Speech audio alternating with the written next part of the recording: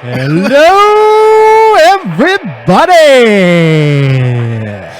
We're just doing like the... Yeah, I sure was. For all of you on video, enjoy. Happy birthday to whoever's birthday it is today. Congratulations. Happy birthday. Episode 31 Wow. of Off the Cup podcast. We are going to dive straight into all kinds of madness. Right into it. Let's do this. That's going on in baseball. But first, wait. if you like it, if you like the podcast, like it, subscribe for it, share it. YouTube, Apple, Spotify, anywhere except for one place that you can get podcasts. What's the link? The website? Offthecup.net. Offthecup.net. So we're going to talk about the Hall of Fame. We're going to talk about some transactions that went down. We're going to talk about some prospects for the Padres. And we're going to talk about a name change. You know how we love talking about team name changes. We're going to talk about changing the name of the Atlanta Braves to honor Hank Aaron. Yeah. Wasn't that like episode 4 when we just changed everyone's name? Yeah, anything that might be offensive at all. that was like, let's not offend anybody mascot. Yeah, so we're going to... There's so much stuff. Oh, yeah, it's going to be a banner podcast. A banner podcast. Global. It's going to be brilliant. We're going It's going to be crazy. Brilliant. It's going to be brilliant. All right. Watch us on YouTube. Okay. We're going to start off talking about Hall of Fame. Some great stuff went down. So this week, the baseball writers, who are the smartest people in the world, elected not to vote anybody into the Hall of Fame. I think the highest percentage of a player is 70%. 70. You have to get 75, I believe, or just over 75 to be voted in. Some of the greatest players in the history of baseball are on the ballot, and they weren't even at the top.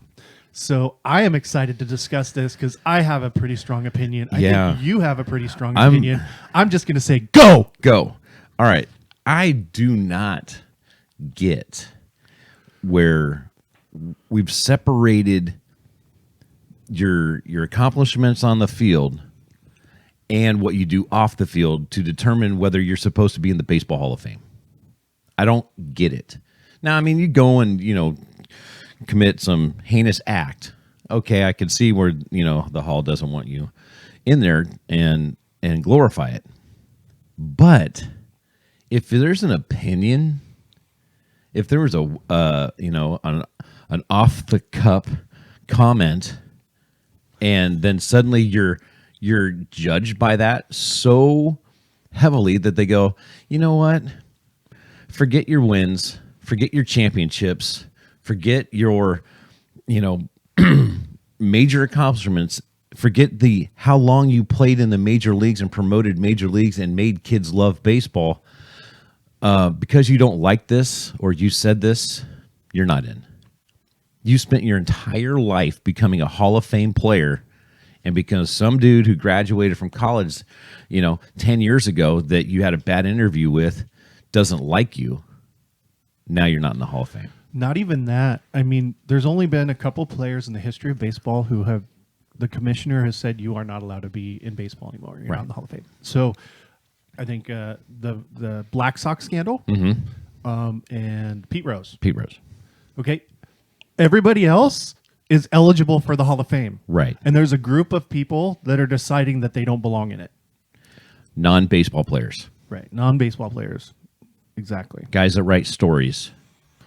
And that's fine, but I think they're going a little overboard, right? Yeah. Well, it's just they've taken into consideration not what they did on the field, but more off the field to determine whether they're a Hall of Famer. Or they're overanalyzing whether or not they did something to make themselves better. Yeah, I don't know. And if the commissioner didn't say, if the people aren't banned, then you can't. Right. Well, let's name names here. Yeah. Barry Bonds is on the Hall of Fame ballot. If he's on the ballot, is he one of the greatest players of all time? Hell yes. Yes. What percentage of the vote did he get? He got 60.7. 60% of the votes go to Barry Bonds, who was the best hitter of his generation. And he's not in because, well, presumably... Because he took steroids. He took steroids. Right? But the commissioner allows him to be eligible. He's not banned. He's not banned. There's never been a punishment on Barry Bonds. Right. And if I were to take my son to the Hall of Fame and walking through, there's not going to be the all-time home run leader, Barry Bonds' plaque up there. Right. Right? I mean, Pete Rose, all time he's got like something, but he's not glorified as a Hall of Famer Because he was banned. That's right? Different. I understand. Bonds' situation's different. He's never been convicted. He's never been suspended. He's never been kicked out. He's never been blackballed. Nothing.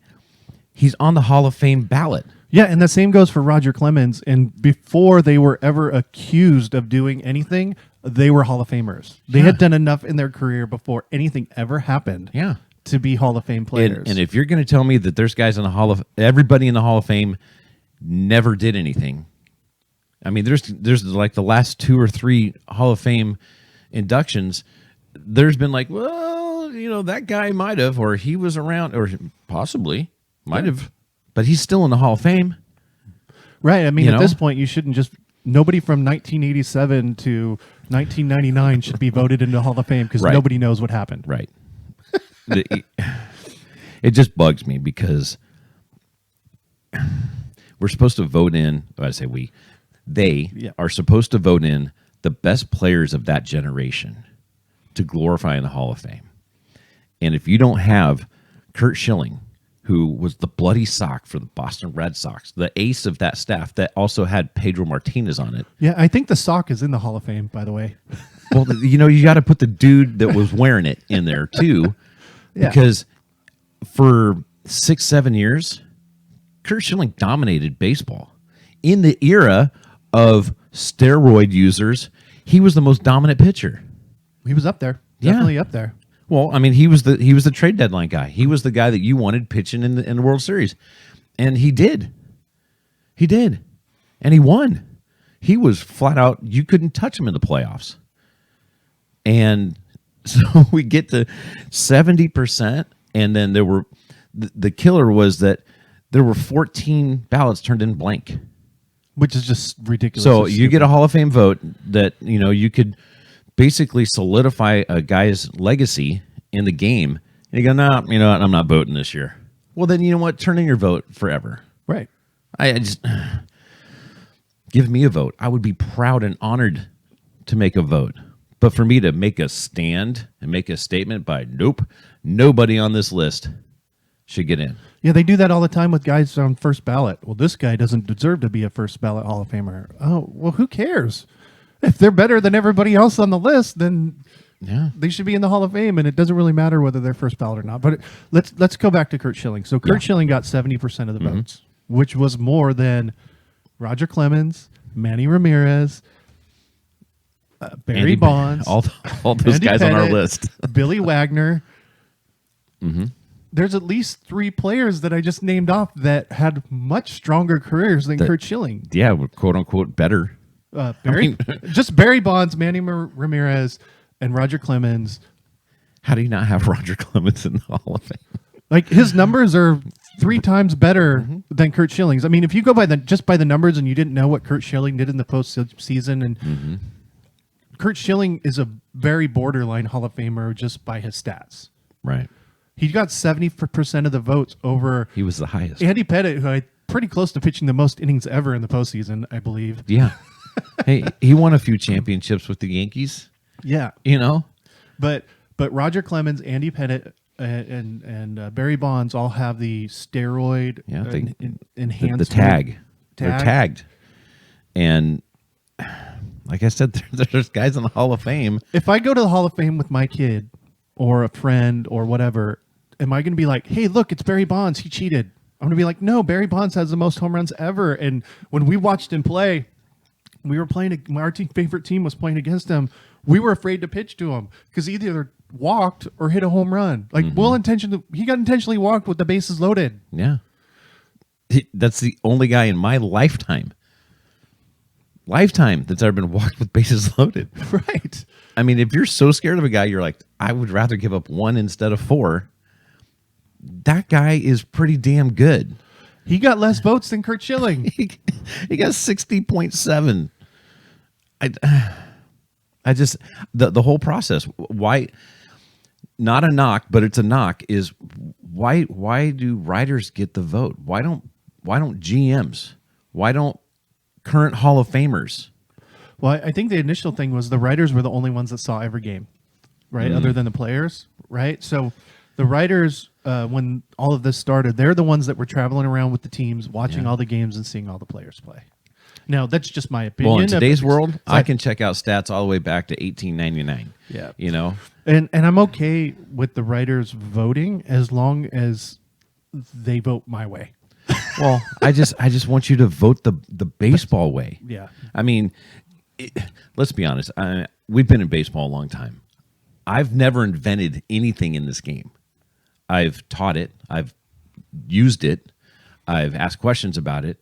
But there's not one thing in this game that I invented. And for players, I mean, the players know who the good players are. I mean, they're playing against them. And if a guy's playing for 20 years and he's putting up stats, well, dang it, that's a Hall of Famer. Yeah, so You know? so let's go. Let's. I'm gonna throw a crazy hypothetical here. Uh-oh. So, Blake Snell. Let's say he goes out and wins 295 games in his career. Yep. And everybody goes back to all the sports writers go back to, well, the Rays took him out, in the playoffs because they thought they had a better pitcher and then they went on to lose. So if the Rays thought that they should take him out instead of pitching another inning, he's not a Hall of Famer. Yeah, it would be one moment in time. But that's what they're doing. They're picking one moment in time and not voting for somebody That because of something they said after their career was over, or because of something that they may have done during their career that nobody knows about, right? Do you know when Schilling's last year in the big leagues was? When? 2007. 2007. 14 years ago. Oh, my gosh. And they're worried about something he said last week. Yeah. That's what they're worried about, is something that happened last week. Yeah. It's crazy. Yeah, it doesn't make any sense at all. Not at all. So, I don't know. I don't want to ruin the Hall of Fame Well, they by are. not having the best players in it. Yeah, they are. Without Barry Bonds, without Roger Clemens, there's no Hall of Fame. Yeah. I mean, At least for our generation. Manny Ramirez, might be one of the best right-handed hitters of all time, Yep. and he's not in. Well, because, he failed some tests, Yeah. So, I don't know, dude. I don't know either. Gary Sheffield. Yeah, Gary Sheffield's kind of one of those fringe guys that could be a Hall of Famer. He was really, really good. Yeah. So, is he a bubble guy? Yeah. Yeah. He But played. to have that tag again, Yeah. Wagner, One one of the best closers for the time that he played. Billy Wagner was the dude. Yeah, he was one of the top 20 all time, if not one of the top 10 closers of all time. I don't know, man. I don't know. So I don't get it, man. So that's kind of where we are with the Hall of Fame, right? Yeah. I think it's a travesty. It's definitely a travesty. Kurt Schilling, I know you're listening. You know what? You're a Hall of Famer in my book, dude. Without a doubt. In my opinion, it could go either way with him. He could be a Hall of Famer. He might not be a Hall of Famer, and that's okay. But either way, he's not the top person on this ballot. And there goes Earthquake! Welcome to California. Cup check earthquake. Cup check. So when you look at it, there's no way Kurt Schilling should have been the top vote getter on the list. Yet he was, and he still didn't make it in. Yeah. No, you're going to have nobody. Yeah. Nobody. When's the next time somebody's getting voted into the Hall of Fame? Well, you got to be perfect. Yeah. Perfect. Like nothing. Nothing's wrong with you. And you got to not say anything. Yeah, and don't talk. Don't 'Cause talk. Your opinion will get you kicked out of the Hall of Fame. Great. I'm telling you That's what it seems like. Yeah, Right? You're telling me all these guys that are in the Hall of Fame are just angels? Yeah. They're just perfect. Like they never did anything wrong. They ate right. You've seen the Ty Cobb movie, right? Yeah, I've seen the Ty Cobb movie. Jeez, that guy was a class ass. Just a-hole. Yeah. But he was the best player in the league. Yeah. I mean, you could take it way back and you could say that aspirin is a performance enhancer, or glasses Yeah. are a performance enhancer. I can see better. I can see now. Nope. Out of the Hall of Fame. Out of the Hall of Fame because you wore glasses. We found out later on he wore contacts. Yeah. He's done. He had LASIK. Protein shakes before the game. Everybody saw it. He took an aspirin. He had his knee was sore, so he took an aspirin. He had a bruise. You tell me Babe Ruth was the model? I mean, come on. We're talking about baseball on the baseball field, putting up numbers, winning championships. He didn't jog to the game. He rode in a car. Yeah. That's performance enhancing because he wasn't as tired as the other team. I mean, Ted Williams used to walk to the stadium. Babe Ruth drove, so Yeah. Babe, you're out. Yep. That would be an argument. Oh, no. Somebody would argue that. Yeah. Yeah. Exactly. Jeez. So, anyways, let's get this right next time. Let's go But, veterans. but the other part is Schilling's like, take me off the list. Take me off the list. I'm done. Yeah, I'll go before the veterans committee. I'll let the Veterans Committee bring me in because they know what a good pitcher I was for my era. I mean, and you can't fault them. You can't. Now, there's a lot of guys that get in on their last time, but you're going to take that chance and sit there and be scrutinized for another year? Well, unless he comes back and goes, I'm so sorry, and changes everything that he thinks about, at least publicly, so that, the writers, okay, we'll put him in this year. Nah, he doesn't want a pity party for getting a Hall. He's like, you know what? I'm going to let the guys that I played with or against decide if I'm a Hall of Famer. If we want to fix this, you should only be on the ballot maybe 1 or 2 years. Yeah. Yeah, I mean, 10 years. That'll fix it. As long as you get a certain percentage, you stay on the ballot. Let's fix it. You can be on the ballot for 2 years, and if nobody votes for you, you're out. Yeah, because obviously... Because that'll put in the best of the best. And that list has some of the best, and they're not going in. Yeah, I hear people talking about, well, it's great because they put in so many Hall of Famers in the Hall of Fame over the last 10 years that it's good not to have a year not having a Hall of Famer. No, because Barry Bonds, Roger Clemens, Manny Ramirez, and maybe Curt Schilling are Hall of Famers. Billy Wagner might be a Hall of Famer. They're not in. Right. Yeah. It's not a good thing that nobody got voted in. It's not supposed to be a good old boys club, or we don't like those clubs. How about we limit to 10 people on the ballot? You can vote for 3, and you can only get 2 years. That'll put the best of the best. Yeah, that would definitely thin the herd. Instead of having 25 plus people on the ballot, and you get 10 years to get voted in, and if you get over 25% or whatever, you get to stay in every year. Yeah. It's bad when you can predict who's going to make the Hall of Fame in what year. Well, he got 70% this year. Projections say that he's going to be like 74.9.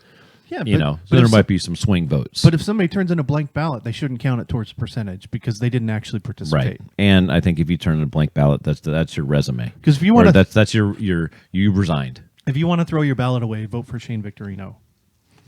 Sorry, Shane Victorino, you were a good player, but Flying Hawaiian. Yeah, yeah. But you know what I mean? Like, great nickname. Make a vote.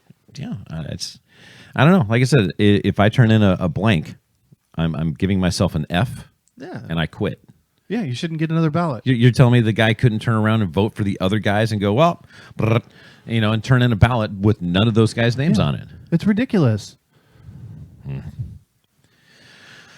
Come on, Hall of Fame. Get it right. Yeah. So, moving on. Something big happened last night. Big. That's pretty big. So, news came down last night that the Rockies are going to deal Nolan Arenado to the Cardinals and send about $50 million to the Cardinals. No word on what's coming back. Apparently, Nolan Arenado is extending the contract by 1 year and adding $15 million on that 1 year. There has to be approval from the Players Association and Major League Baseball because a bunch of money is getting deferred as well. Right. And I believe it was 2 years ago that Arenado signed this contract. Mm-hmm. And then the Rockies are still going to save $199 million. That's crazy. There's so much. The reason why he wasn't traded earlier is because that contract is huge. It's monstrous. $260 million. And at that time that was the contract just below Manny. and Harper. So I mean, he's Trout got his deal, but Arenado's contract basically prevented him from getting traded unless Colorado decided to eat. Well, he has a no trade too. Yeah. So he has to waive the no trade as well. So you got to work out a deal with the team and go, okay, let's go ask Nolan if he'll go for it. Yeah. St. Louis has a hell of a third baseman now. Yeah. And you add that to Goldschmidt at first. That's maybe they have somebody that can hit in their lineup now because Yeah. they struggled in the playoffs. yeah. But you're going from Colorado to St. Louis. Yeah. And you had a very poor year last year. But you can almost throw it out because it's the COVID year. But it's so hard to judge guys from last year. you know you're going to get this top defense out of Arenado. Oh, yeah. You're assuming he's going to hit. One of those two guys is going to hit way more than they ever had because one of them is going to be hitting in front of the other. It's Right. either Goldschmidt, Arenado, Goldschmidt. I mean, But that's a real nice combination to have in your lineup. for a playoff team, yeah. Yep. Oh, and because of that, Yadier Molina is probably going to come back and sign and play another year for you. Yep. So The news broke yesterday. He's expected to re-sign with the Cardinals, and Yeah. they signed Adam Wainwright on what looks like a 1-year, $8 million deal. So they, because of this deal, And the thing is, in St. Louis, it's well known that they have amazing baseball IQ fans, yes, and that them doing this trade and then gonna bring back Molina and then re-signing Wainwright, that's a fan. It's a fan signing that also gives you talent. Yep. So the fans are still going to show up. So they're like, "Whew, all right, we just got better." we got better, and we still have our fans. We're good, and we're not going to let two legends walk away, and we're going to bring in the second best third baseman in baseball to complement the guy that we spent a bunch of money on last year. All right, let's go with it. Now we just hope we pitch. Yeah, and essentially they lost Colton Wong and they brought in Nolan Arenado and they re-signed their two, top free agents. Yeah, that's a big move for St. Louis because there was at the end of the season we're losing Molina. We can't hit. Wainwright's gone, who's been face of our pitching staff and our heart, and now within 3 days they made the All biggest of trade. them. Yeah, they got it all back, and got better. and with, I'm going to send you Nolan Arenado and $50 million. Okay, who do you want? Yeah. I don't even care who they get. Yeah, we have no idea who's going back. Yeah, that's still a question mark of who they're getting. Maybe they're getting like the bench coach. No, they're going to get like a lefty guy and some prospects. But this is a really good deal for St. Louis, who still thinks they can compete. Because if you look at that division, there's only who else is making moves? Right. Well, didn't they win the division last year? Yeah, but it was a battle, right? You had all the way down to the wire. Cubs. Yeah. The Cubs are dismantling. They've gotten rid of guys, and there's a lot of question marks there, but they got a legitimate shot to make the playoffs again. And once you get in, you got a 50-50 chance of it. So Yeah, they made their team better. yeah, they absolutely did. made That's their a team huge. better. It's a huge trade for them. Yeah. So, what the even better part, what that means for the NL West is it probably means 3 more wins for the Diamondbacks, Padres, and Dodgers. Right. But Colorado, now they're saying, okay, well, there goes. Now, do we sign Story big? Do we trade Story?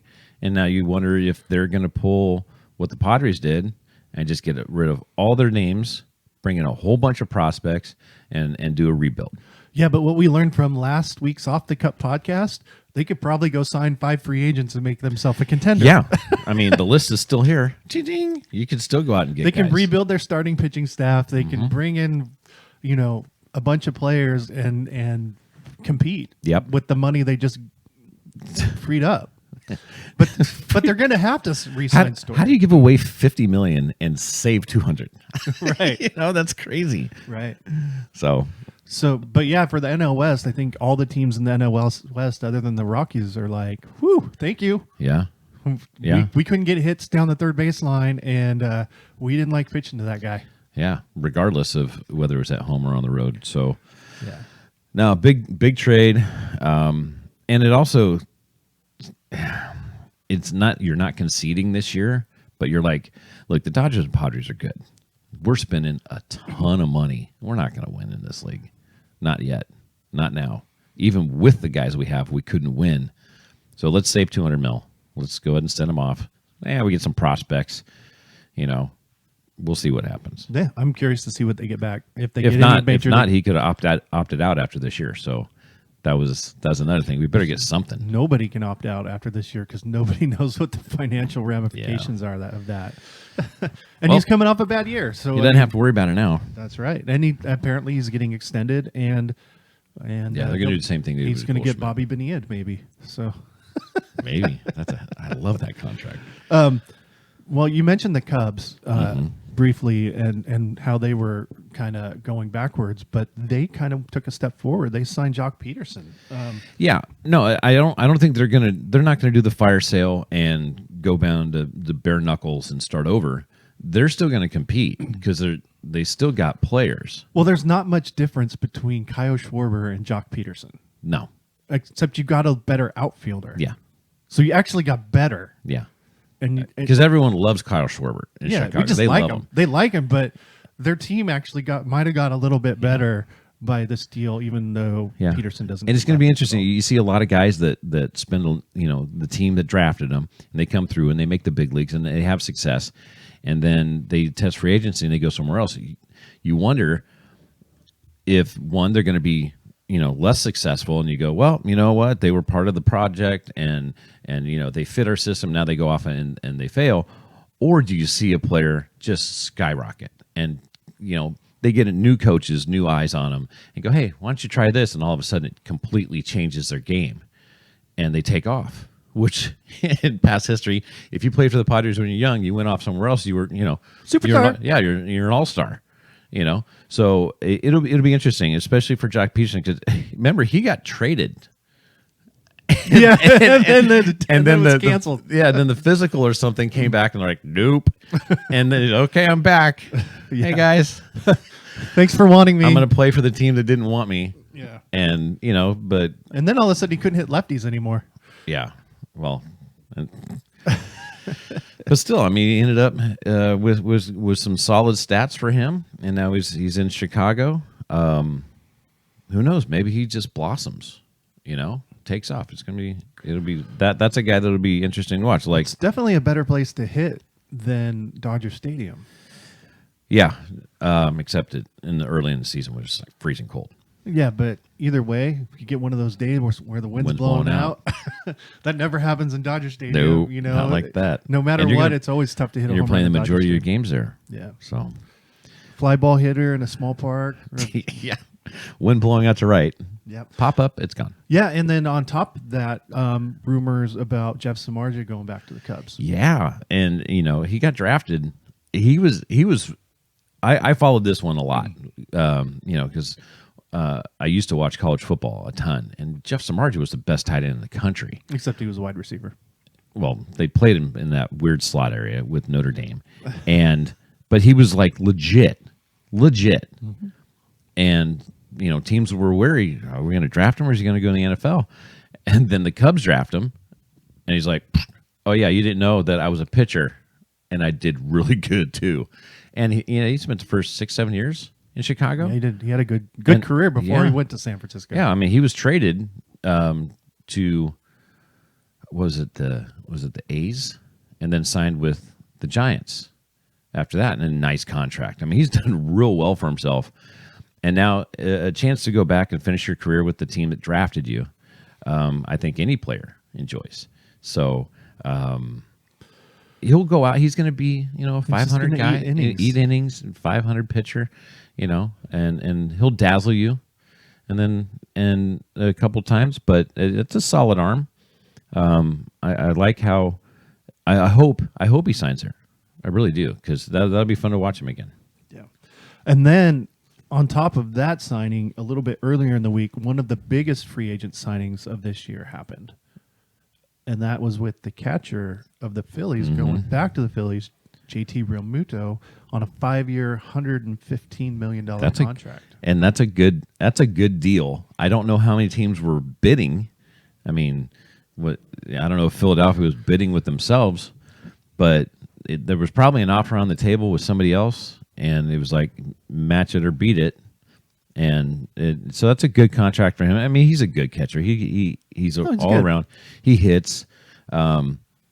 They liked him. Yeah, but there's only maybe a couple teams in baseball that would pay that much money for a catcher because it's a novelty. It's it's completely changed. Yeah, the catching position's changed. Yeah, but just to throw a little fun fact into this, I remember probably about a month ago we were talking about what could happen with him, and I said maybe the Yankees trade their catcher away and bring in Realmuto, and then 2 days later I read an article online that said that was actually something the Yankees had thought about. So congratulations to me. Yeah, but because the Yankees listen to our podcast. That's right.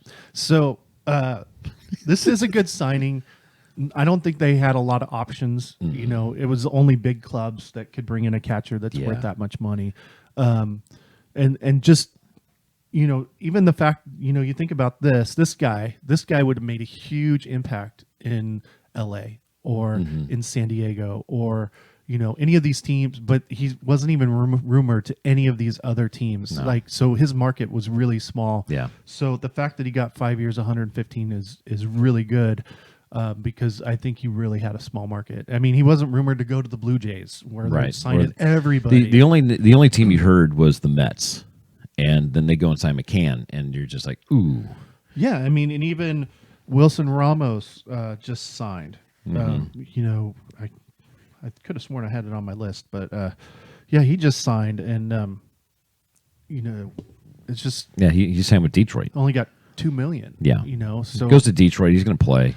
But you would think that anywhere that Alex Avila, but they weren't. He wasn't rumored any other place that needed a catcher. Right. So that shows you what people think of the catcher position right now. Yeah. Either you're going to get a veteran guy and get cheap, or you're going to bring a young guy and see if he can do it. Right.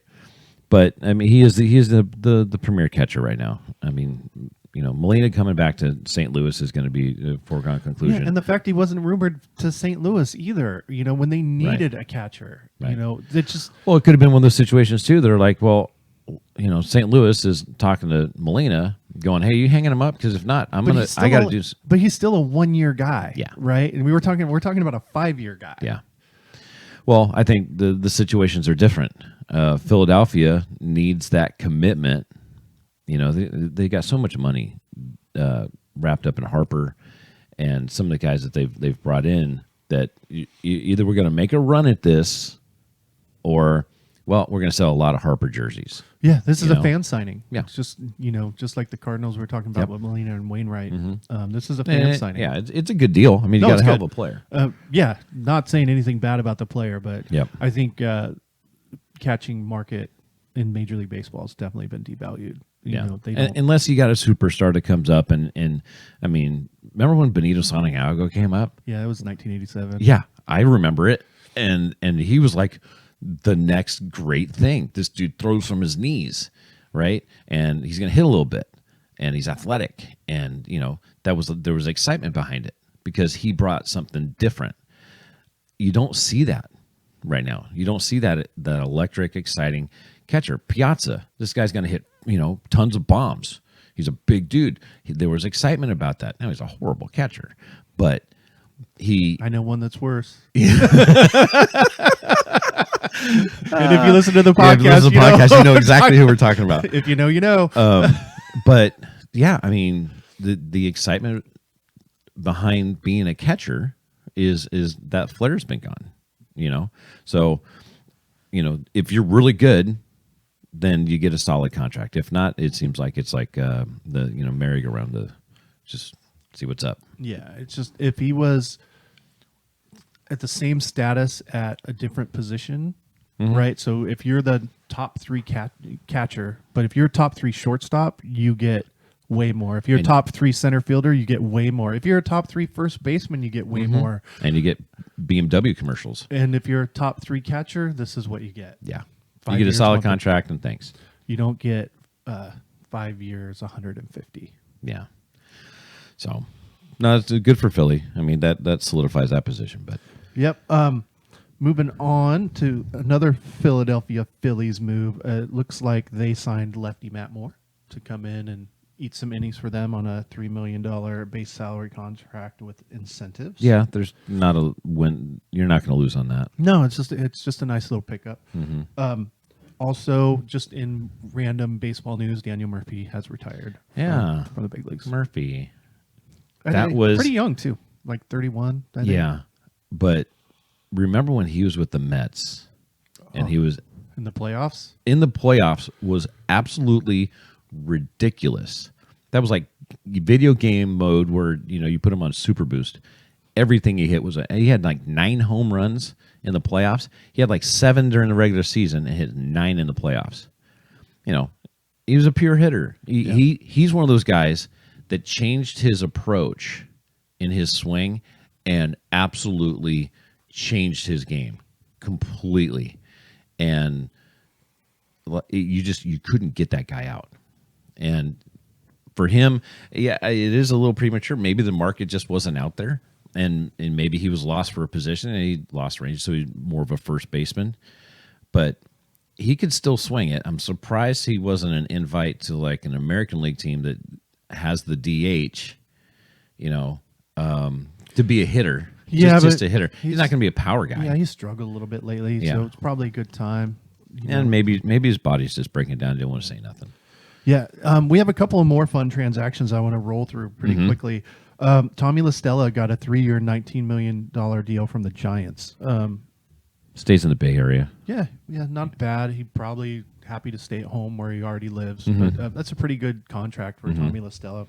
Masahiro Tanaka, who was rumored with the Padres all offseason, signs back in Japan. Yep.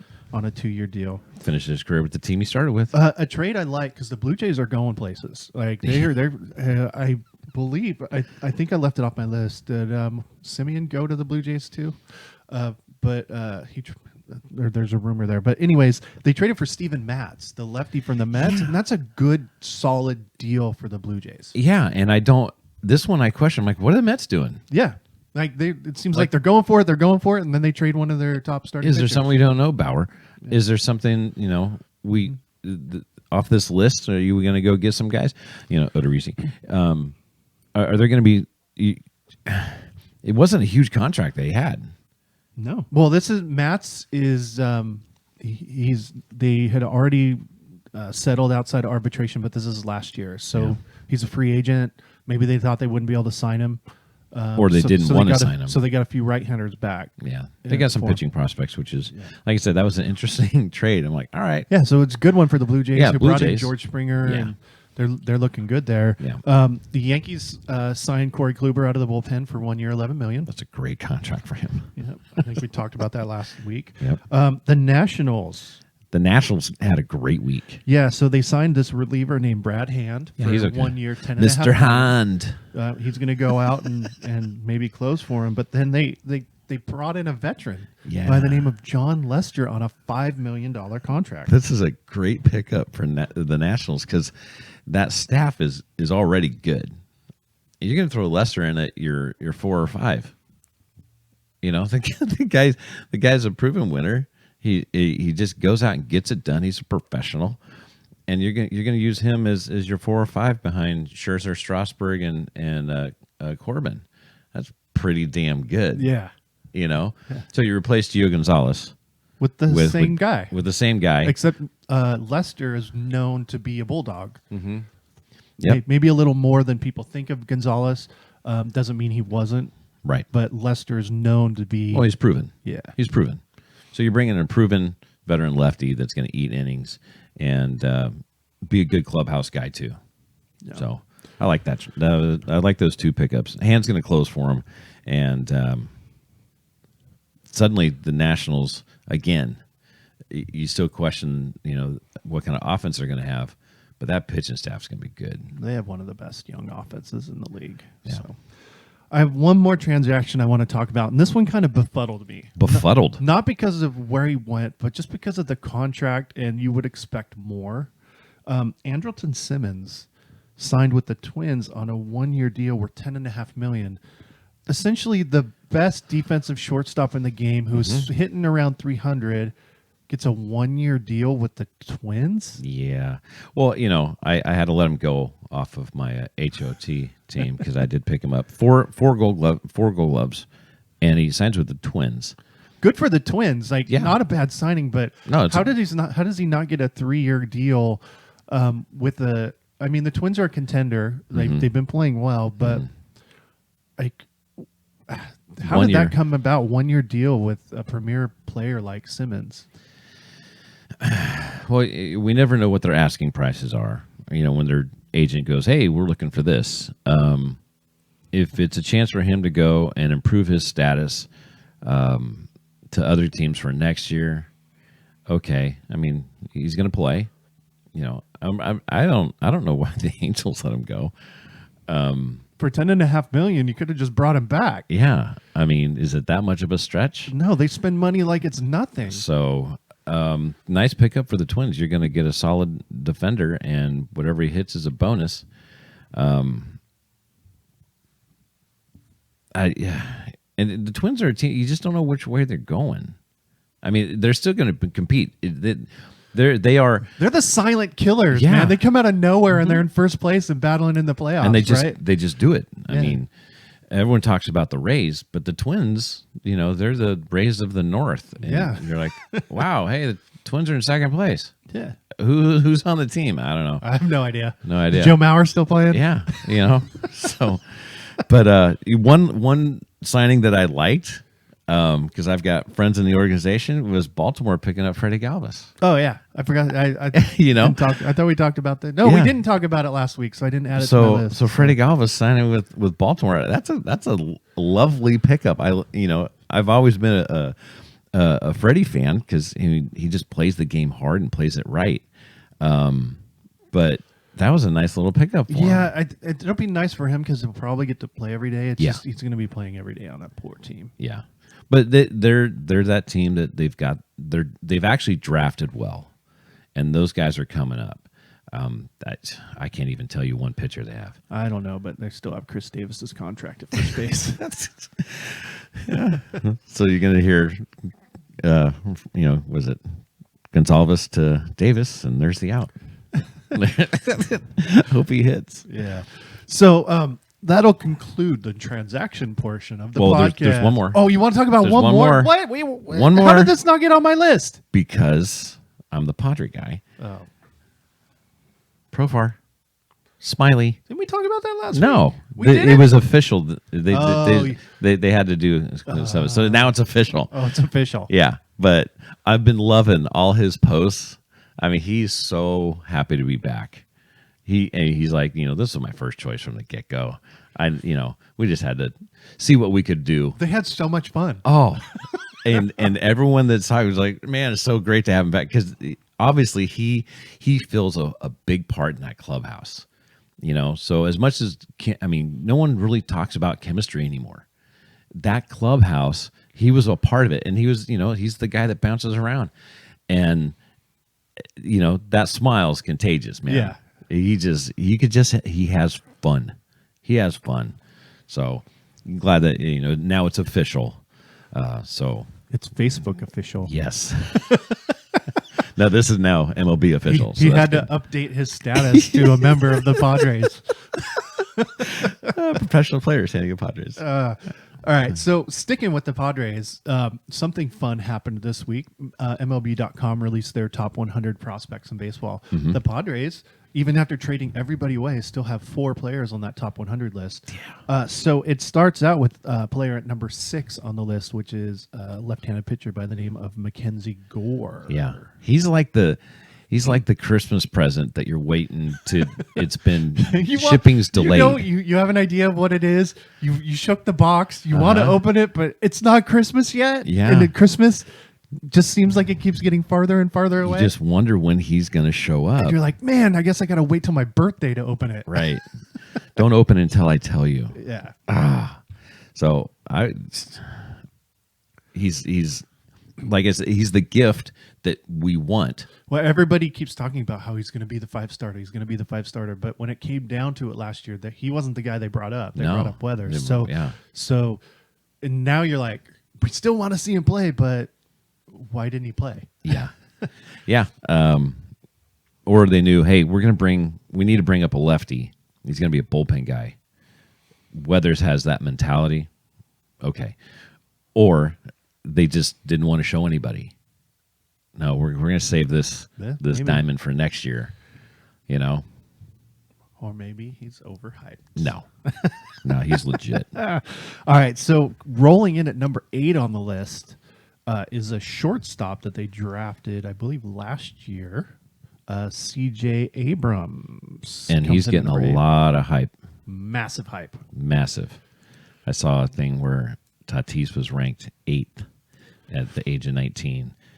And now you got Abrams, who's ranked 8th. And it's like, ooh, do we have 2 Tatises? It's gonna be a battle. It's gonna be a battle. Is he who's gonna switch positions? Tatis is center field. I don't think so. No. Are you kidding? That left side of the infield's solid for another 8 years. Yeah. And then rolling in at number 45, the catcher, Luis Campusano, who came in and hit a big home run in his first game. Lives in Georgia. Yes, I think we discussed that part.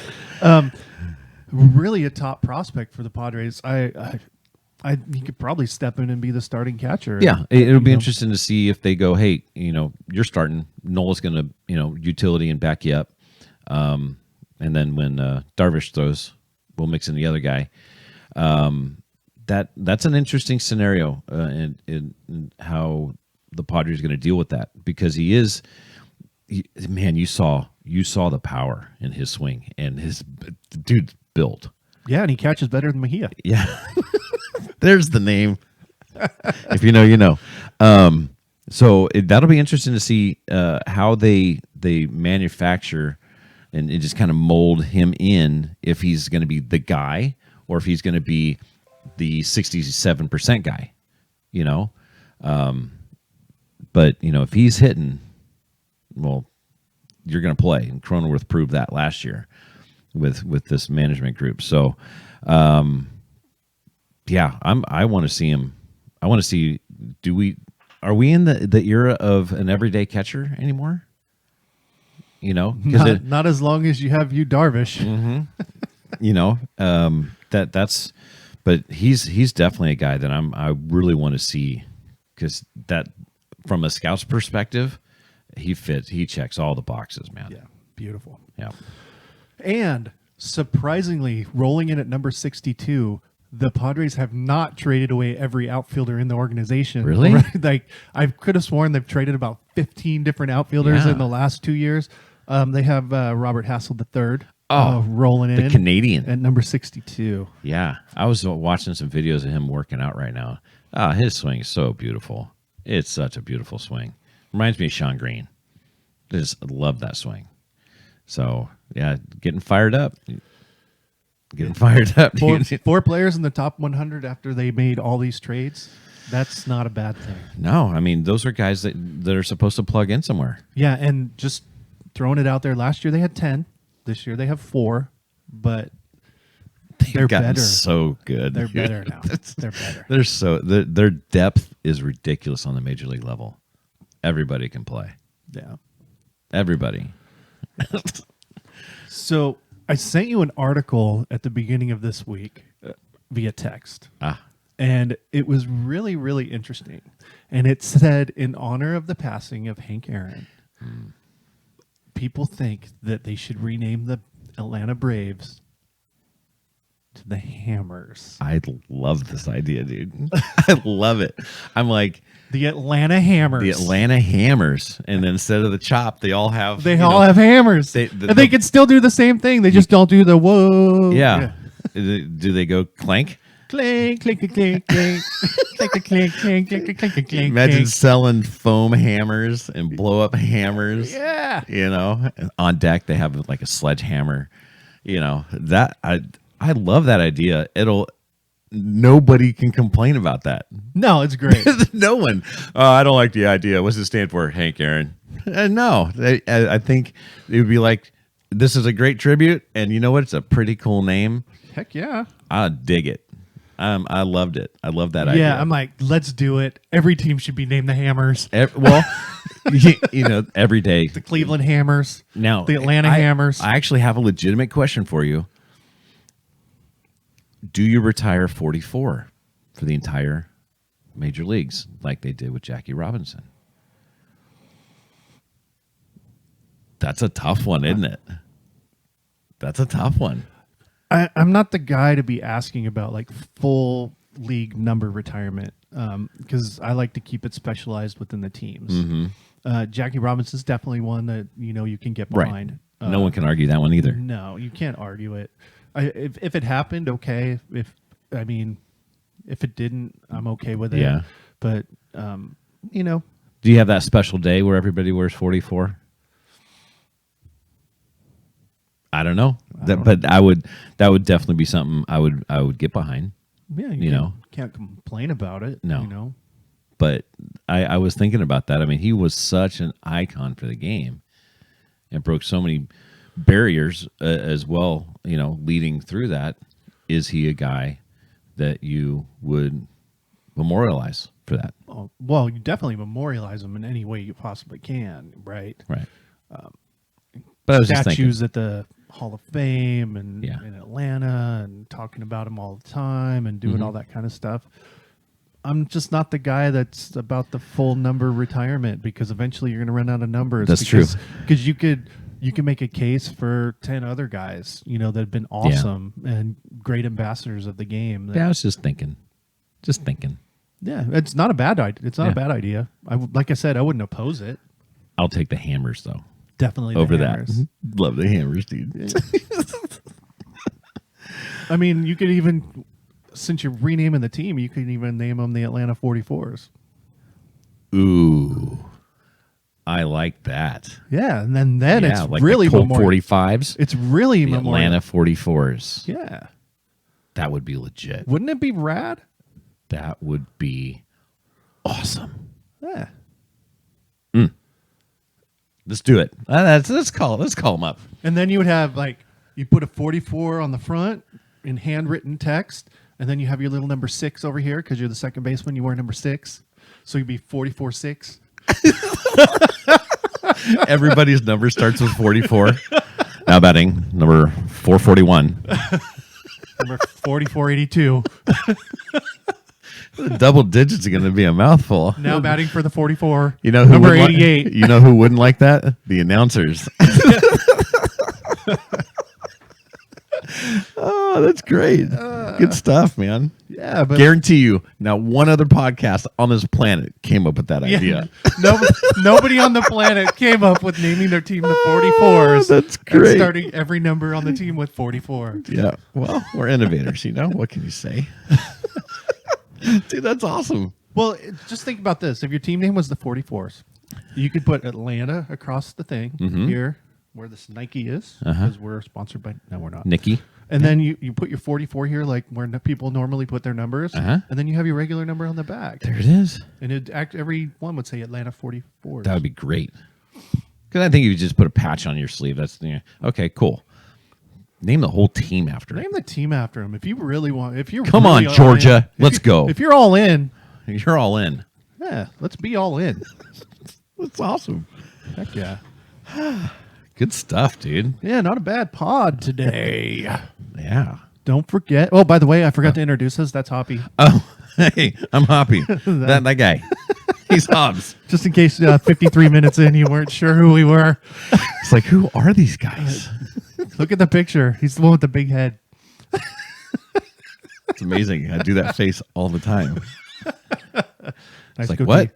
Nice goatee. Solid. Looks good in the picture. It does. All right, man. What time is it today? Well, I guess it's time to sign off. Yeah, it's sign off time, baby. All right, dude. With that one there, folks, we're out of here. Woo!